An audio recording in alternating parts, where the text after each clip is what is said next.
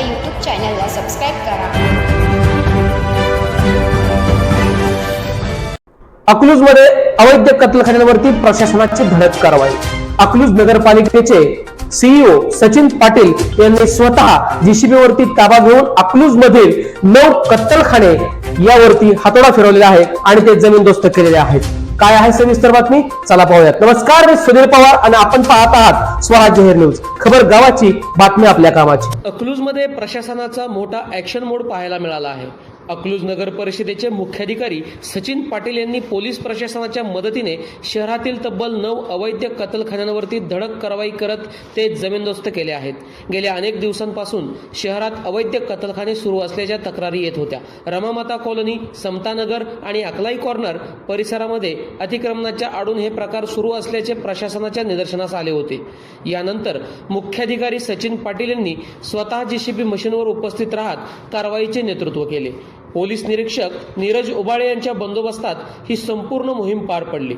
Notice देऊनही संबंधितांनी कत्तलखाने बंद न केल्याने अखेर प्रशासनाने कठोर पावले उचलून काही ठिकाणी विरोध करण्याचा प्रयत्न झाला, मात्र पोलिसांनी परिस्थिती नियंत्रणात ठेवली।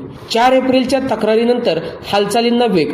मानद पशु कल्याणाधिकारी शिवशंकर स्वामी यांनी 4 एप्रिल 2026 रोजी अकलूज मधील अवैध कत्तलखान्यांविषयी सविस्तर निवेदन अकलूज पोलीस स्टेशन, अकलूज नगर परिषद, प्रांत कार्यालय आणि मार्केट कमिटी येथे दिले होते।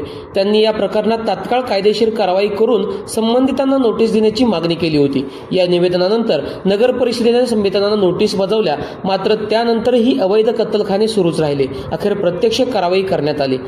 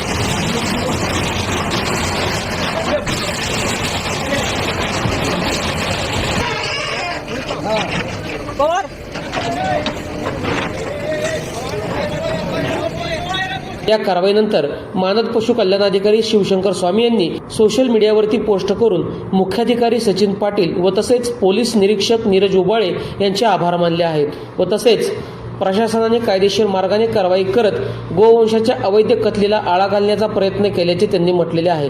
याबरोबरच राजकीय नेत्यांनी मतांच्या राजकारणासाठी अशा अवैध प्रकरणांना पाठबळ देऊ नये असे आवाहनही त्यांनी आपल्या इंस्टाग्राम पोस्टच्या माध्यमातून केले आहे. हा व्हिडिओ तुम्हाला कसा वाटला? निश्चितपणे प्रशासनानं अवैध कत्लखान्यांवरती केलेली ही कारवाई योग्य होती का अयोग्य? निश्चितपणे कमेंटच्या माध्यमातून तुम्ही आमच्यापर्यंत कळवू शकता. जर आपण आमच्या चॅनलवरती नवीन असाल तर आमच्या चॅनलला लाईक करा, शेअर करा, कमेंट करा आणि सबस्क्राईब करायला मात्र विसरू नका. असेच नवनवीन बातम्यांसाठी खबर गावाची, बातम्या आपल्या कामाची. स्वराज जाहीर, अकलूज.